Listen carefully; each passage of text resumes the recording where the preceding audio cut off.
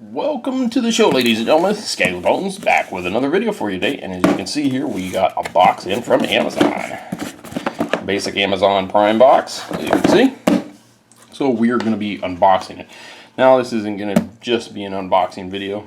It's also going to be kind of a two-part video where we're going to unbox this, see what's inside, and then I'm going to show you how you use this item. I already know what this is. This is a Park Tool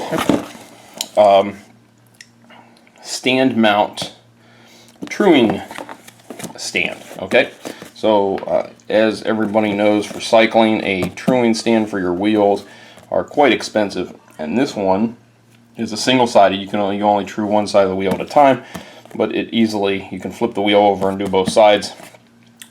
It isn't so much for wheel building, but if you're to have a broken spoke or something like that and you had to replace spokes, this is perfect for that, and we're going to kind of take a look at that. So let us begin. So let me pull out my trusty knife here, our Leatherman mutt that I did a video for. If you want to see about the Leatherman mutt, go ahead and I'll have a link to that video as well. You can see that one. Make sure you subscribe to the channel, and you can see all the videos and unboxings that we do here on this channel. So here we go. We're going to close our mutt up just because I don't want to cut myself. And as you can see here, we have our typical Amazon wrapping. Okay, so they give you your bubble wrap, and then you're going to get a package receipt here. You can see it's $31.46 for this on Amazon. I will leave a link in the description below to this, and you're going to have your Park Tool box. So very similar to how they had the dummy hub. They had it in its own little box. The same thing Park Tool does with all their tools. They put them in a box like this. In fact, I'll bring it out here for a second, because I didn't really do an unboxing on it, simply because I had to be able to get it home. But I will do a review on it. And we have here, this is our Park Tool DAG 2.2, which I just recently received, and this is our regular hanger alignment gauge. So unfortunately I didn't get to do an unboxing on that because I was riding my bike when I picked it up, so I kind of had to unbox it at the post office and put it in my bag, so I really didn't have time.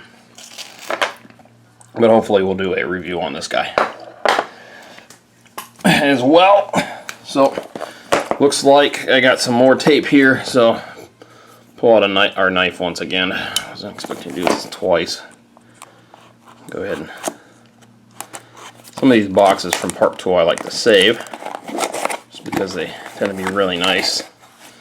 Okay, so as you can see here, this is the piece, and you have two parts to this, two main parts to it. Looks like we got some mounting bolts. We got the wheel holder. This is what's going to hold the wheel off the quick release skewer.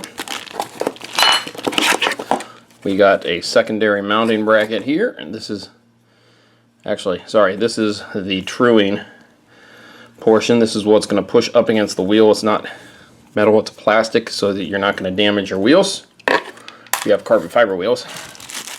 And then this is the mount for it. Let's get this sucker open. As I readjust myself, folks, sorry about that. Sitting on the floor doing this. So what this does is this actually connects to our bike stand. And it's made for specific bike stands in the Park Tool. You have some little directions here. It's the nice thing about Park Tool. All their stuff comes with directions on how to use everything. And it shows how it actually mounts. Now, it talks about using the actual Park Tool stand, but I'm going to show you with the stand that I purchased. how this is actually going to work. So I did some measurements, and the nice thing about this stand is this piece is it's actually made for a couple different types of stands. So some of the Park Tool stands have square tubing for the extension, and so that's what this piece is for right here. Now, I wasn't concerned about it, but I kind of knew that that's how some of the Park Tools are made. But it makes it so if you have the rounded extension bars, you can use that like that. And then what this does is just a quick release, so you can slide this up and down. And then this piece here, this will slide in like so. And that's what we got the bolts for here. Open those up real quickly. Right there. It looks like we got all these pieces here.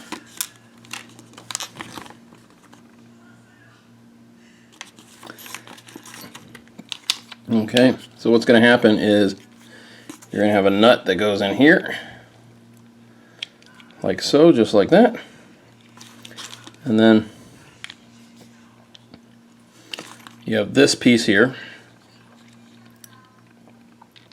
It's going to sit there like that and hold it.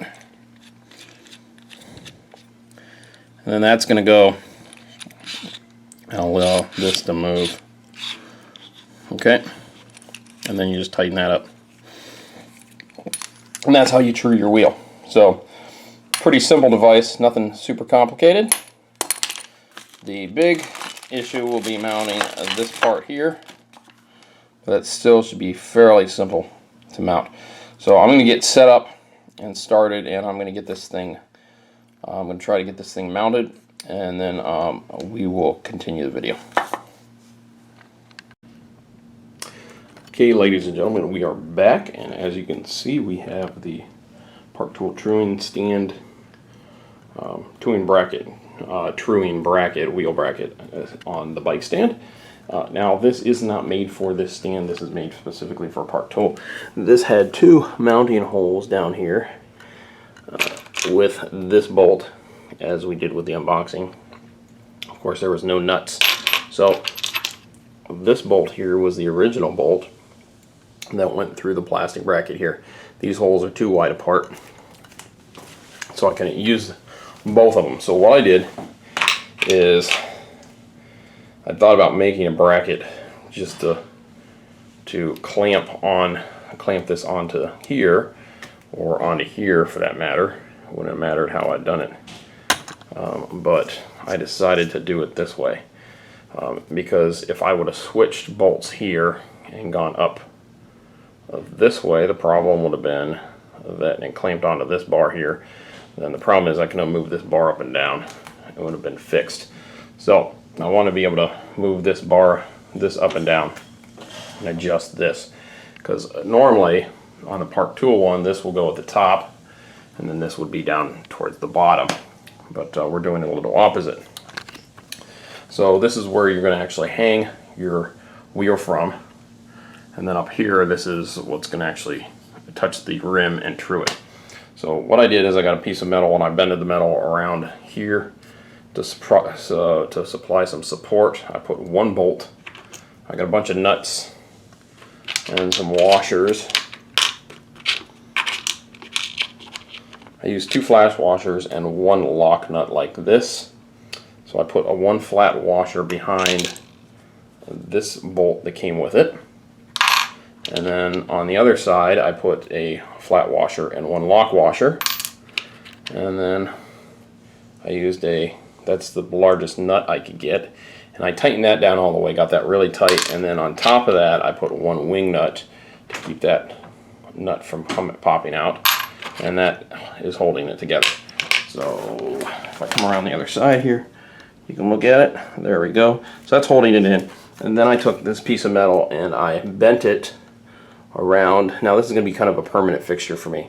So I kind of bent it around, and then I took 1 hose clamp and I clamped it on there, and as you can see, it is pushing this out just enough where the other nut would be, and then I just hose clamped this part here, so this part of the bar can't swing out. I would actually have to break the hose clamps or loosen the hose clamps in order to swing this bar out. So this isn't going to break off. This is going to be easily more than enough to hold the weight of a wheel.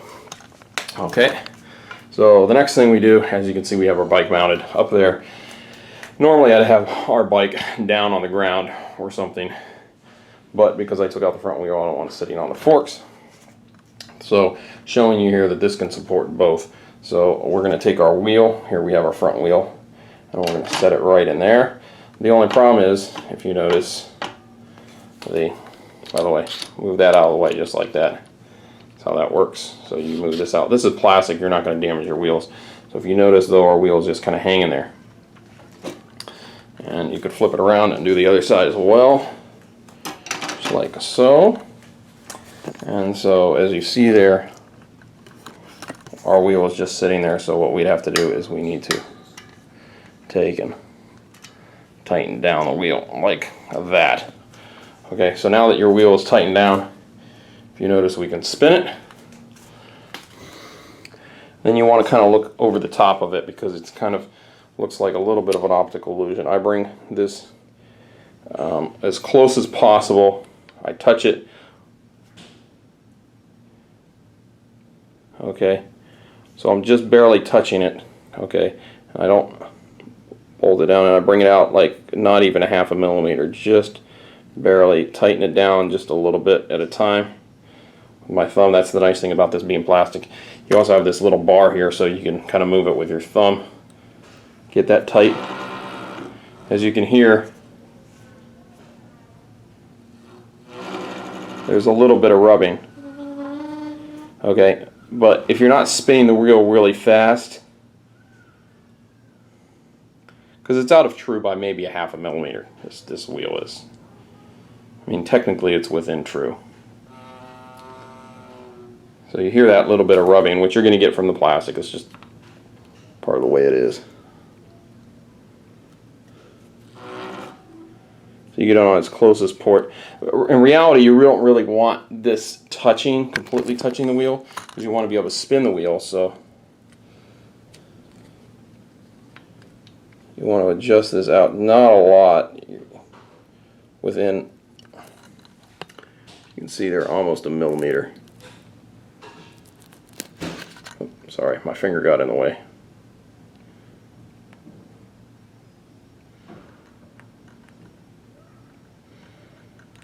Like so.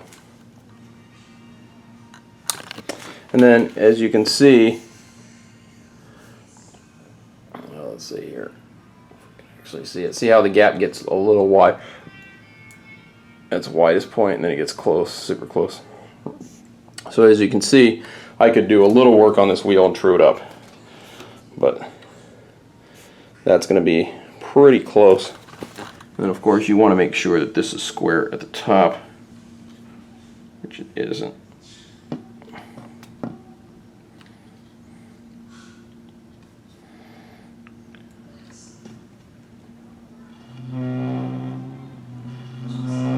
Okay, so you want to make sure that this is 100% square here, that this is flush against it, and then you can kind of adjust this piece as necessary. Okay, and like there we go. That's pretty good. Now you see it floating, the wheel, just the wheel braking surface floating away from this just ever so slightly, not a whole lot, but that wheel pretty much isn't true. It's about as good as you're going to get it. And you can just kind of watch the wheel itself. But this could take a little bit more tightening or adjusting on a couple of these positions here. So at that point we would pull out our tool, which I have in my saddlebag for this. I don't have individual tools for adjusting. Let's see here. There's our tool. There. Sorry about this, folks. There we go. And what I can do is I could take this, get this at its farthest point, and then I would tighten. Where you want to tighten is the side that you want to pull towards, okay?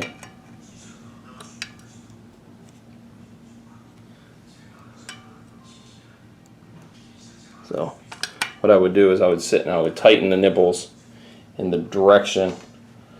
So I would actually, because it is going away a little bit, where it is at its farthest spot, which would be right there, and it starts to go back.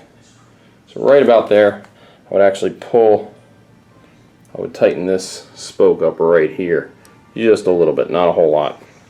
So what you need to do then is really read up on spoke tightening, because that gets into a whole nother science. But like I said, just wanted to do this video for you to show you the unboxing of this stand. If you're looking for a very quick stand, and then you can flop this and you can what I would do then is I would actually have myself a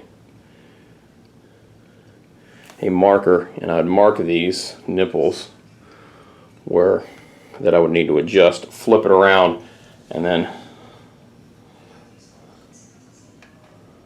see where we're at. So I know I'm right here. I'm going to flip this completely around with my finger on it.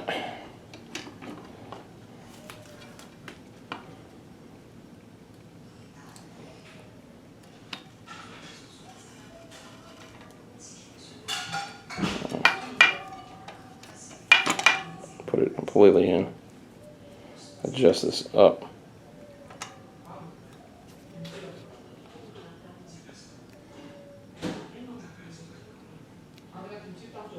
Bring it back. And if you notice, completely on the opposite side, right there, that's where it's. So it is a little bit, it's a little out of true by about 1 millimeter. So adjusting that one spoke and loosening the spoke on the opposite side. So pretty much right there is where it's closest to here. So I'd loosen this spoke and this spoke, and then tighten on the opposite side of the other two spokes, and that would fix it. So it's just off a little bit, not much. In reality, I probably wouldn't actually touch this wheel. I'd leave this wheel alone. This is rolling good enough. So, but that's kind of an overview of how this works. Like I said, pretty good piece here. This is easily adjusted here. I'll show you real quick. The nice thing is you can take your tools, put them on your stand here. We got our jam, and take our. Now you won't be able to use the quick release on it. Just take your wheel off, set it there. But as you can see here, this adjustment, the actual manual says to lock it this way. Don't lock it this way. Tendency is, as you can see here, it'll lock towards the bar. This does spin all the way around. You can kind of push this up and adjust it without having to. The adjustment this way and up and down isn't really that big of a deal, because that's as you're touring your wheel, you're not going to probably bump this up or down. That's not a big deal. As you can see, you have this piece here. But let me quickly unlock this for you, show you how it works. So you just spin that like there. This unlocks. I'm going to move a little bit more up and down. You could tighten this a little bit more like so if you really wanted to, but it's kind of really hard to get even more tight than this.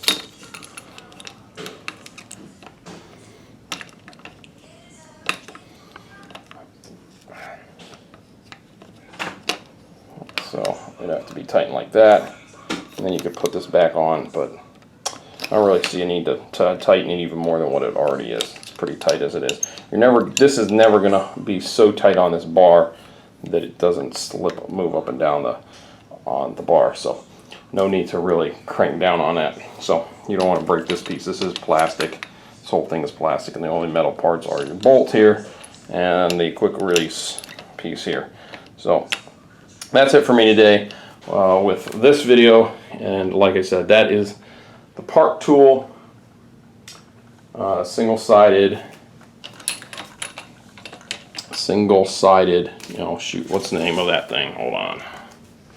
Let me grab the manual here.